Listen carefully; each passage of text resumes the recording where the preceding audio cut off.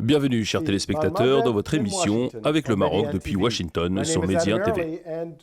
Je suis Adam Early et je suis toujours très heureux de vous retrouver. Le 25 mars, les éléments des forces spéciales de la DGST ont interpellé 4 extrémistes pro-Daesh qui s'activaient dans la ville d'Oujda.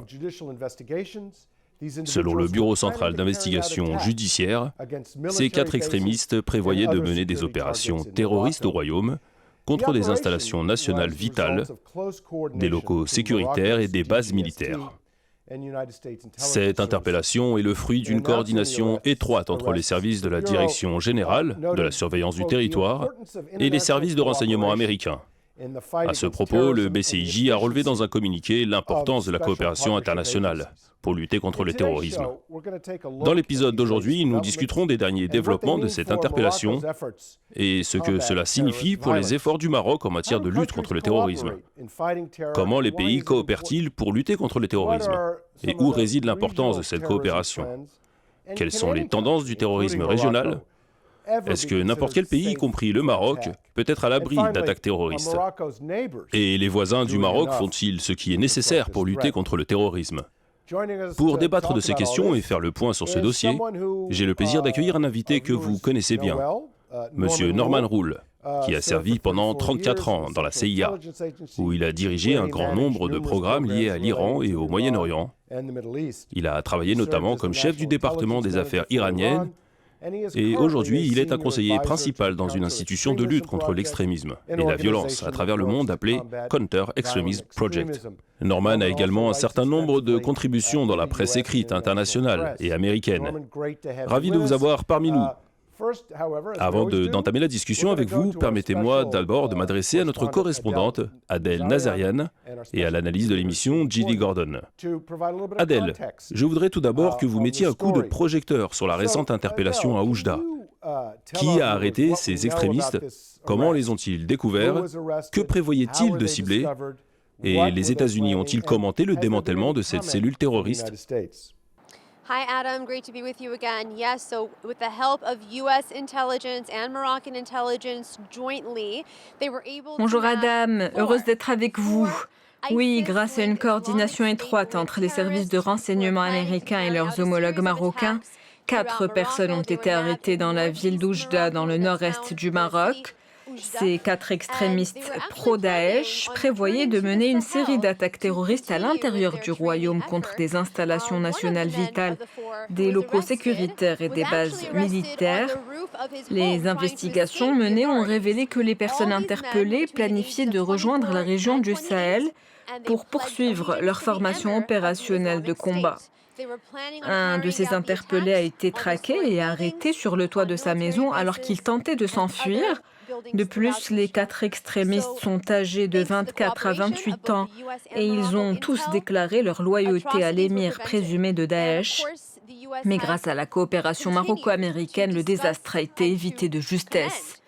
Les États-Unis continuent de faire l'éloge de la coopération militaire, sécuritaire et de renseignement entre l'Amérique et le Maroc. Le plus important est d'éradiquer le terrorisme partout où il apparaît pour stopper sa propagation avant qu'il ne vienne jusqu'à nous. C'est un acquis énorme pour l'Amérique et donc accroître la coopération avec nos alliés se révèle toujours payant. Merci beaucoup, Adam. Merci Adèle pour toutes ces informations. JD, nous savons tous que ce n'est pas la première fois que les services de renseignement américains et marocains coopèrent ensemble pour empêcher un attentat terroriste. Pouvez-vous nous donner plus de détails quant au domaine de la coopération américano-marocaine pour lutter contre le terrorisme, sur la base de vos connaissances sur ces programmes entre les 2 pays? Adam, les États-Unis et le Maroc ont une longue histoire dans le domaine de la lutte contre le terrorisme, surtout au cours des 20 dernières années, depuis les attentats du 11 septembre 2011 contre les États-Unis. Le Maroc a joué un rôle majeur en janvier dernier lorsqu'il a pu éviter aux États-Unis de sanglants attentats fomentés par un soldat américain radicalisé de 20 ans nommé Cole Bridges. Ce dernier revenait d'une mission militaire qui s'est terminée par sa haine envers ses collègues. Il est devenu un extrémiste actif sur Internet et cherchait à rejoindre Daesh pour planifier une attaque terroriste aux États-Unis. La Direction générale de la surveillance du territoire du Maroc a pu informer les services de renseignement américains de toutes ces données. De ce fait, le Maroc a joué un rôle majeur dans l'avortement de ce projet terroriste. En plus, la CIA a remercié la DGST pour son rôle clé dans la prévention de cette attaque. En fait, il est important que les téléspectateurs au Maroc comprennent le rôle central que le Royaume a joué dans la destruction du soi-disant califat islamique que Daesh a tenté d'établir en Irak et en Syrie. La coalition internationale contre l'État islamique a été constituée d'environ 80 pays, mais si nous regardons les parties qui ont mené les opérations de combat, nous constaterons qu'il s'agit de 12 pays, dont le Maroc. Ce dernier a envoyé des avions F-16 pour combattre Daesh aux côtés des États-Unis et les a aidés à détruire le soi-disant califat. Ainsi, le Royaume du Maroc demeure un élément clé et un allié majeur des États-Unis dans la lutte contre le terrorisme. Merci, JD. Norman, comme on vient de l'entendre, JD nous a donné quelques exemples de coopération entre les deux pays en matière de lutte contre le terrorisme. Maintenant, je voudrais savoir, sur la base de votre expérience singulière en tant qu'ancien responsable des services de renseignement, comment cette coopération entre les deux pays s'effectue en pratique? Quels sont les différents aspects de la coopération entre eux et quelle est leur importance?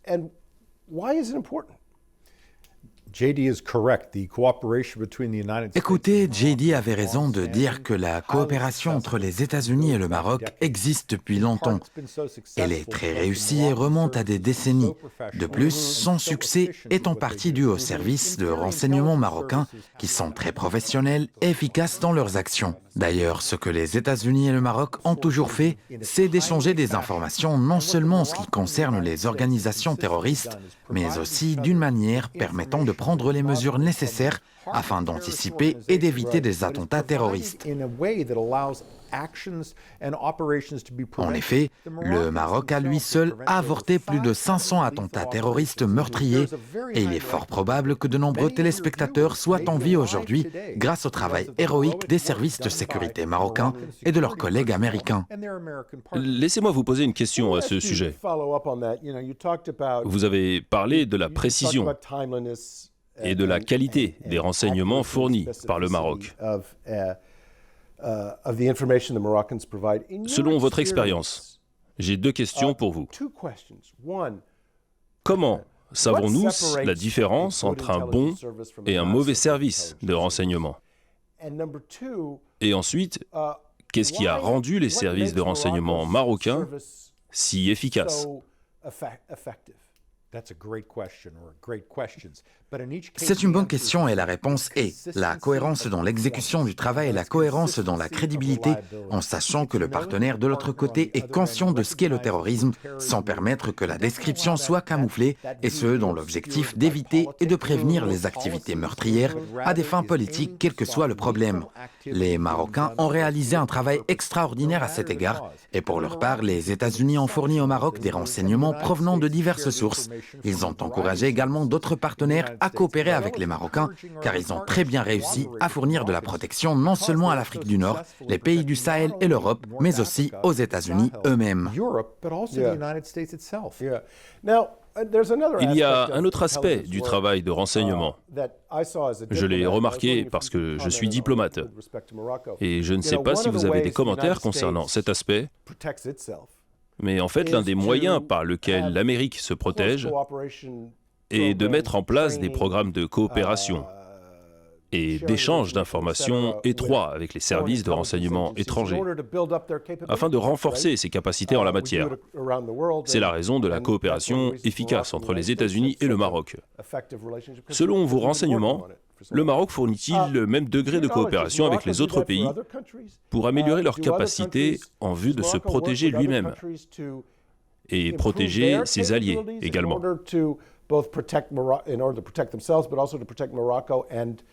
Tout en préservant la confidentialité, je vous répondrai brièvement en disant oui. Le Maroc a toujours été un partenaire de nombreux pays, y compris les États-Unis. La coopération ne s'est pas limitée à recevoir des formations uniquement, mais le Maroc a fourni des services grâce à ce qu'il a appris de ses expériences en Afrique du Nord et au Sahel et sa manière de traiter avec les combattants de Daesh revenant d'Irak et de Syrie. En effet, la formation conjointe est un aspect de la cohérence des relations entre le Maroc et les États-Unis, chose qui a conduit au succès de ce partenariat.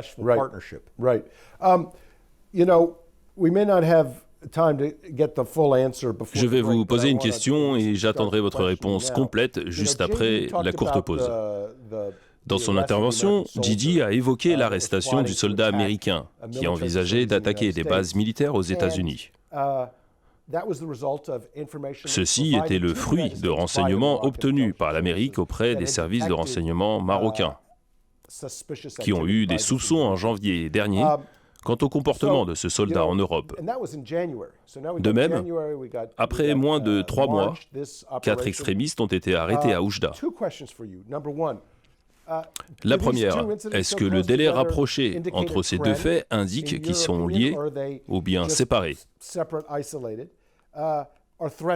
Et comment évaluez-vous cela sous l'angle des capacités de renseignement marocains, qui ont pu donner un coup de main à l'Amérique non seulement depuis le Maroc, mais également depuis l'Europe et loin du Royaume? J'attendrai votre réponse directement après la pause. Chers téléspectateurs, restez avec nous.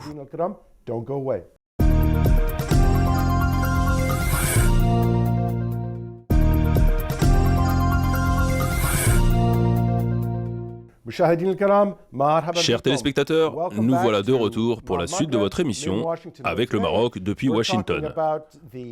Notre sujet d'aujourd'hui se rapporte à l'arrestation de 4 extrémistes pro-Daesh qui s'activaient dans la ville marocaine d'Oujda en mars dernier. Ces extrémistes planifiaient des attentats menaçant la sécurité du royaume. Notre invité d'aujourd'hui est Norman Rule, l'un des experts qui ont travaillé pendant de nombreuses années avec le service des renseignements américains. Il entretient également des relations de travail et d'amitié étendues avec le Moyen-Orient et le Maroc. Avant la pause, nous demandions à Norman s'il existait des preuves d'une augmentation des attentats terroristes dans le contexte des récentes arrestations au cours des derniers mois. Je lui ai également demandé de nous parler des capacités avancées des services de renseignement marocains qui ont pu détecter les mouvements du soldat américain soupçonné de terrorisme depuis l'Europe. Norman, à vous. Écoutez, au cours des dernières années, nous avons détecté les mouvements des combattants de Daesh en Afrique qui s'activent dans 13 pays et sont issus de différentes régions géographiques. Ils viennent d'Europe, des États-Unis et d'autres régions. Ceci oblige tout service de renseignement à relever des défis pour trouver des ressources et des compétences suffisantes pour détecter et poursuivre ce grand nombre de combattants. Les services de renseignement marocains ont fait preuve dans ce sens d'une grande compétence et efficacité, ainsi que les expériences des hommes des services de renseignement marocains dont la lutte contre le terrorisme pendant plusieurs années ont permis d'assurer une couverture fiable, tout comme les États-Unis dans divers domaines. C'est ainsi que nous avons pu combiner les éléments de nos forces et nos différents renseignements pour détecter les menaces. Du coup, en janvier et en mars de cette année, nous avons vu que le partenariat maroco-américain a sauvé des vies.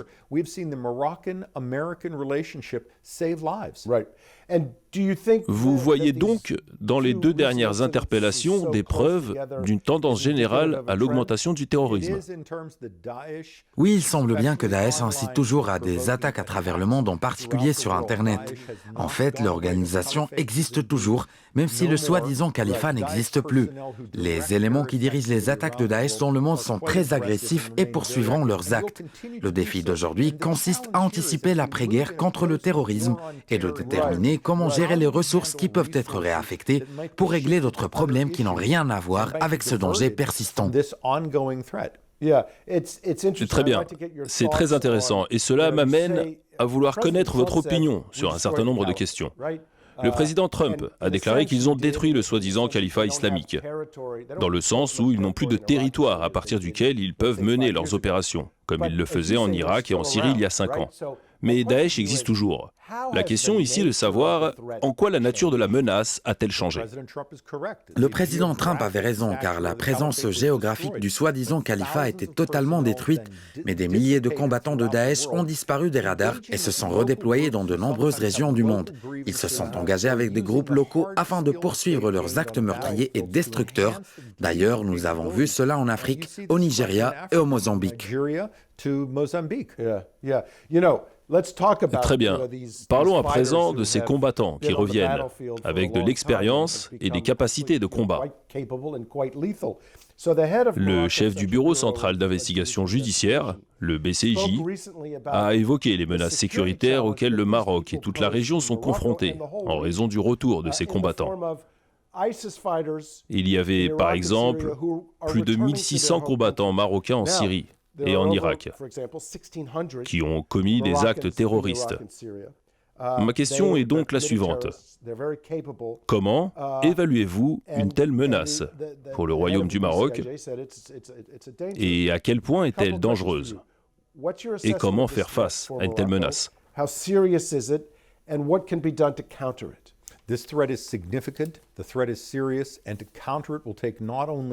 Ce danger est réel et énorme et y faire face nécessite un réseau de partenaires à travers le monde qui surveillent les mouvements de ces combattants, leurs activités financières et leurs déplacements vers d'autres zones cibles. Ceci permet également aux Marocains de concentrer leurs ressources limitées sur les menaces les plus dangereuses à chaque étape.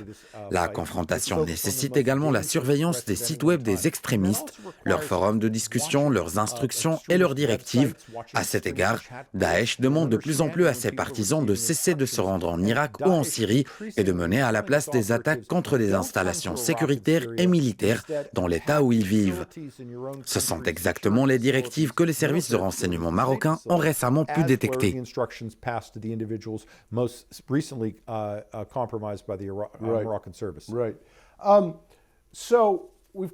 Nous avons beaucoup parlé des États-Unis, du Maroc et d'autres pays qui ont de bonnes capacités sécuritaires en matière de lutte contre le terrorisme.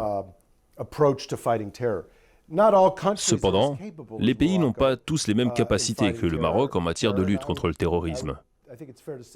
Cela va sans dire que la faiblesse au niveau des capacités sécuritaires d'un pays aura un impact sur la situation sécuritaire de ses voisins.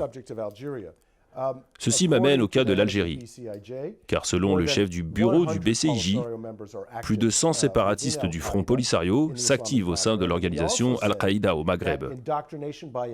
Le patron du BCIJ a également déclaré que les prêches des imams extrémistes dans les camps de Tindouf ont fait que les attentats terroristes ont augmenté dans la région du Sahel. J'ai donc deux questions pour vous. La première, est-ce que l'Algérie fait suffisamment pour lutter contre le terrorisme ? La seconde, dites-nous à quel point la situation est dangereuse pour le Maroc, à cause de la situation en Algérie. Alors bien évidemment, le meilleur scénario est la coopération entre les deux pays, mais cela n'arrivera pas de sitôt. Alors comment le Maroc peut-il faire pour se défendre ? Écoutez, la menace posée par les séparatistes du Front Polisario qui ont rejoint Al-Qaïda n'est pas seulement une menace pour le Maroc, mais plutôt pour de nombreux pays de la région. Le chef d'Al-Qaïda dans la région est un ancien membre du Polisario appelé Adnan Abu Walid al-Sahraoui. Il a acquis des compétences en matière de combat et de propagande en tant que membre du Polisario. Puis il a transféré ses compétences à des groupes extrémistes locaux pour augmenter leurs capacités criminelles et destructrices. Malheureusement, ce danger persistera jusqu'à ce que le camp de Tindouf soit sous contrôle et que le Polisario soit neutralisé. Je tiens à souligner ici que le danger ne se limite pas au Maroc, mais s'étend à de nombreux pays qui peuvent en inclure même les États-Unis. Vous avez dit jusqu'à ce que le Polisario soit neutralisé.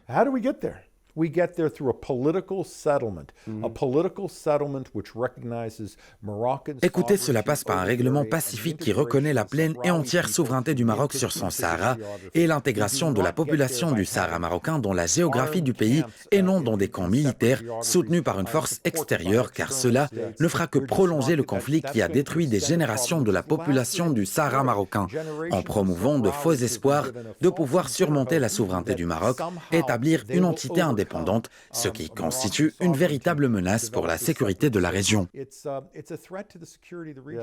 Gigi, je reviens vers vous, surtout en ce qui concerne cette question sur l'Algérie. Avez-vous eu l'impression que les responsables américains étaient frustrés par le comportement de l'Algérie et du Polisario, et que cela pourrait pousser les États-Unis à plus de coopération, encore un peu plus, avec des pays amis, comme le Maroc? Oui, Adam, je pense que chaque fois qu'un pays ne montre pas la volonté de coopérer en matière de lutte contre le terrorisme, il y a un sentiment de frustration à Washington. D'ailleurs, nous pouvons le voir aujourd'hui. Alors qu'il y a un grand respect et une grande estime envers nos partenaires majeurs et puissants comme le Maroc, qui a joué un rôle de premier plan, non seulement pour l'interpellation d'une personne qui a failli devenir un terroriste comme le soldat américain Cole Bridges, mais le Royaume a également envoyé des F-16 en Irak et en Syrie pour exécuter des frappes contre Daesh. Nous trouvons l'Algérie qui a quelquefois coopéré dans le passé dans la lutte contre le terrorisme, mais je crois que cela reste très insuffisant. L'Algérie devrait faire davantage et je pense que Washington sait qui sont les principaux acteurs de la région lorsqu'il est question de lutter contre le terrorisme. Et là, nous constatons que le Maroc est en tête de cette liste de ces acteurs, tandis que l'Algérie n'y figure même pas.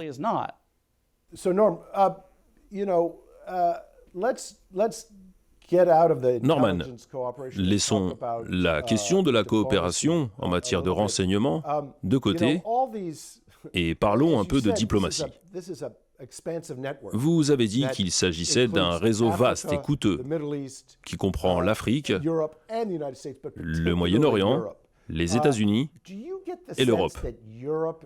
Ne voyez-vous pas que l'Europe en particulier est très vulnérable et que les terroristes peuvent y opérer facilement? Ceci est certainement un danger qui inquiète les dirigeants des pays européens. En effet, j'ai discuté avec un certain nombre d'entre eux récemment de cette question et ils ont salué le soutien du Maroc, en particulier ses efforts contre les extrémistes de Daesh qui cherchent à profiter du flux migratoire en Espagne, en Italie et dans le sud de la France. De plus, la coopération avec le Maroc a été plus intense ces derniers mois car le danger est réel et grandissant. Ne voyez-vous pas que le règlement politique de la crise en Libye, qui semble progresser, peut avoir un impact sur ces menaces? Le règlement politique de la crise en Libye permettra de sécuriser une zone géographique à travers laquelle les terroristes se déplaçaient avec une relative facilité. Néanmoins, nous ne devons pas exagérer l'impact du règlement politique sur le sud de la Libye et la région du Sahel, où les extrémistes et les terroristes peuvent se déplacer très facilement et transférer leurs activités vers d'autres pays. De ce fait, je pense qu'il sera plus facile d'élaborer des plans de développement et des processus pour neutraliser de tels groupes, mais ce sera certainement un combat à long terme. Chers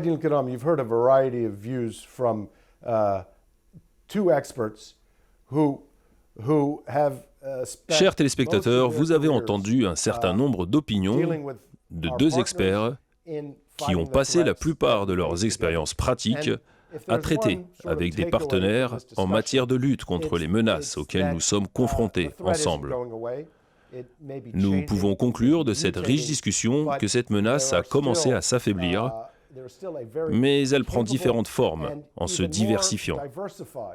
Cette menace a commencé à prendre la forme de mouvements de quelques petits groupes d'individus pour provoquer des troubles dans des pays comme le Maroc, qui recherchent la stabilité et une vie sûre pour le peuple marocain et les peuples de la région.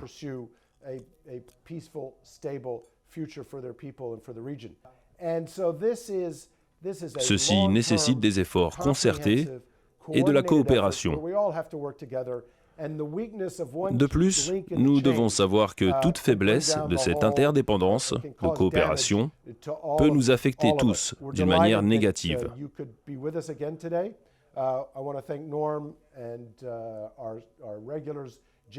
À la fin de cet épisode, je tiens à remercier mon invité Norman Rule.